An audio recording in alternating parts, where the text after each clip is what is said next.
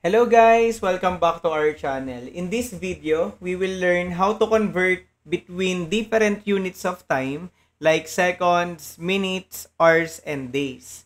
So, let's get started.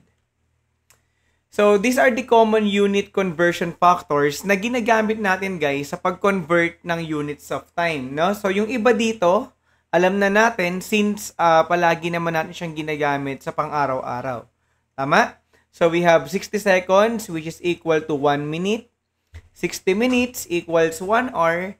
24 hours equals 1 day. 7 days equals 1 week. Then, 52 weeks equals 1 year.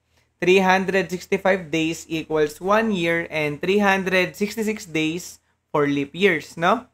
And then, we have 12 months equals 1 year. 10 years equals 1 decade, 100 years equals 1 century, 1,000 years equals 1 millennium. So, ito yung mga common na ginagamit nating conversion factors para ma-convert natin yung units of time. Okay? So, let's have our first example. Convert 3 hours to minutes.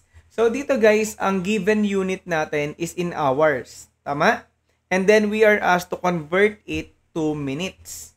Ngayon, ang una nyong gagawin is to find the conversion factors. So, ang conversion factor natin dito, we all know that in 1 hour, we have 60 minutes. Okay? Naka-list down din naman yan dito sa may taas. So, mas maganda, ma-memorize nyo na to para at least, pag naghanap kayo ng conversion factor, hindi na kayo mahihirapan. Okay? And next, after nyo makuha yung conversion factor, gagawa na kayo ngayon ng equation. Okay, so we have 3 hours. Ito yung ating given. So, palaging tatandaan, pagka maglalagay kayo guys ng multiplicative conversion factor, make sure na yung ating given unit is nasa denominator. Okay, so susulat natin, since ang ating given unit is in hour, yung 1 hour natin, isusulat nyo ngayon sa denominator. Yung 60 minutes sa numerator. Okay, palaging ganon. Para pagka nag-multiply kayo, yung hour natin dito is maka-cancel. Tama? So, pag na-cancel yan, so we have 3 times 60, that is 180 minutes. So, ang bago nating unit is yung nasa numerator. Nakuha ba? Okay, so let's have more examples. Number 2, convert 82 hours to day. Okay? So again, ang given unit natin dito is in hours. So ang hahanapin natin or ang gagawin natin, i-convert natin yan into days. Okay? So ang conversion factor natin, we all know that 24 hours is equal to 1 day. Tama? So pag gagawa tayo ng equation, so sulat nyo lang, 84 hours. Again, dahil ang given unit mo is hour, dapat yung 24 hours nasa denominator. Tama? Yung 1 day nasa numerator. Okay? So, in this case, maka-cancel natin yung hours. Tama? Pagka-cancel niyan, pwede nyo nang i-simplify yung ating equation. 84 times 1, that is 84. Divided by 24, that is 3.5. Okay? And then, kukopy mo yung unit na nasa numerator, which is days. So, we have 3.5 days or 3 1/2 days. Nakuha ba? Next, example number 3. Convert 910 days to year. Okay? So, hanapin natin, paano ba natin mako-convert si days to year? So, gagamit tayo ng conversion factor. So, alam naman natin na in 7 days, meron tayong 1 week. Tama? And then, yung 52 weeks, meron tayong 1 year. Okay, so dito gagawa tayo ng bridge, no? Para masanay kayo kung paano ba talaga gumagamit ng conversion factor. So, 910 days, i-convert nyo muna into week. So, that is 910 days times, dahil yung given units natin is in days, yung 7 days dito, siya yung nasa denominator. Yung 1 week nasa numerator. Okay? So, dito sa ating unang multiplication, maka-cancel yung days. Tama? So, yung unit natin ngayon is naka-week na. So, ngayon, pwede na natin gamitin yung 52 weeks equals 1 year para ma-convert na natin yung units of time natin into years. Okay?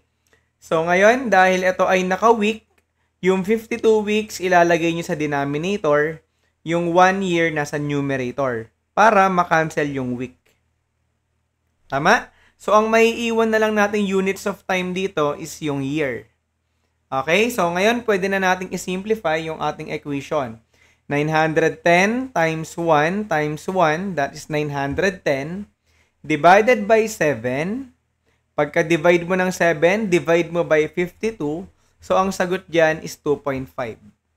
Okay? And then, copy mo yung unit of time natin, which is years. So, ang final answer, 2.5 years. Okay? Naintindihan ba guys yung number 3? Next, example 4. Convert 1.75 hours to seconds. Okay? So, ang conversion unit natin dyan, o factor, is 1 hour is equal to 60 minutes. 1 minute is equal to 60 seconds, no? So, since, again, wala tayong direct conversion ng hours to seconds, so gagamit tayo ng bridge. Ang una nyong gagawin, i-convert nyo si hours to minutes. Pag meron na kayong minutes, i-convert nyo into seconds. Okay, so try natin. So, 1.75 hours times, so since ang given unit natin is hour, yung 1 hour natin ilalagay mo sa denominator. Yung 60 minutes nasa numerator. Okay? Para makancel na yung hour. Tama? Ngayon, naka-minutes na tayo, i-convert nyo naman into seconds. Okay? So, yung 1 minute, again, ilalagay mo sa denominator kasi ang given unit natin naka-minutes. So, makakancel yung minutes. And then, ang 60 seconds yung nasa numerator. Okay, so this time, na-convert na natin into seconds. So, 1.75 times 60 times 60, then divided by 1. So, ang sagot natin dyan is 6,300 seconds. Okay, naintindihan ba? Next, last example, number 5. Convert 3.25 days to minutes. Okay, so dito, yung 3.25 days, pinapagawa sa atin into minutes. So, may conversion factor tayong gagamitin na dalawa ulit. Okay? Ang una nyong gagawin, yung days, i-convert nyo into hours. Pag meron na kayong hours, i-convert natin yan into minutes. Nakuha ba? So, try natin. 3.25 days, ito yung ating given unit. Again, dahil ang given is naka-days, yung 1 day nasa denominator. Yung 24 hours nasa numerator. Okay? Para makancel yung days. And then, naka-hour na tayo. Yung 1 hour equals 60 minutes na conversion factor. Yung 1 hour nasa denominator. Yung 60 minutes nasa numerator. Para makancel yung hour. Tama? So, ngayon, na-convert na natin yung days into minutes. So, simplify niyo yung equation. 3.25 times 24 times 60. So, ang sagot natin dyan is 4,680. Then, copy niyo yung unit na minutes. So, we have 4,680 minutes.